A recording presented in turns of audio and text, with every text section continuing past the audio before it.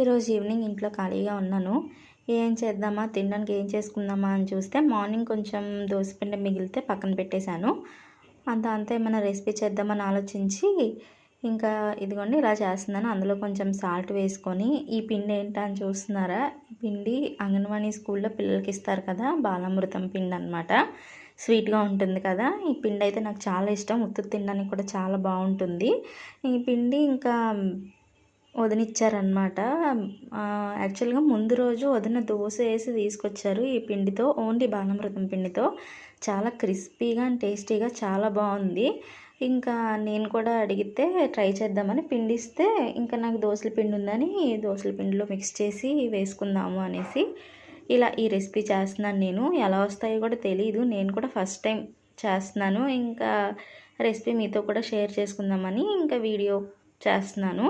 ఇలా దోసపిండి కన్సిస్టెన్సీలోనే కలిపేసుకొని ప్యాన్ బాగా హీట్ అయిన తర్వాత ఆయిల్ అప్లై చేసుకున్నాను. ఆయిల్ అప్లై చేసుకొని మన దోశలాగా పల్చగా కాకుండా కొంచెం థిక్గా ఊతప్పంలాగా వేసుకున్నాను. అంటే తిరుగుతాయో తిరగవో తెలియదు కదా, ఫస్ట్ టైం కదా అనేసి ఇంకా లిడ్ కూడా క్లోజ్ చేసేసాను. ఇంకా బాగా కుక్ అవుతుందేమో అనేసి. ఇక్కడ చూడండి, టెన్షన్ పడుతూ తిప్పుతున్నాను తిరుగుతాయా తిరగవా అని. కానీ పర్లేదు, బాగానే తిరిగాయి, ఇబ్బంది పెట్టలేదు అసలు. ఇది ఫస్ట్ దోశ కూడా చూడండి ఎంత బాగా తిరిగిందో.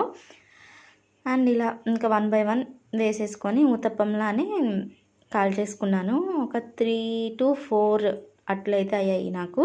ఈవినింగ్ పూట ఇలా ఎప్పుడైనా సరదాగా చేసుకొని తినడానికి బాగున్నాయి. మీరు కూడా పిండి అవైలబుల్లో ఉంటే ఒకసారి ట్రై చేయండి, చాలా బాగా వచ్చాయి. See all in next video. Bye.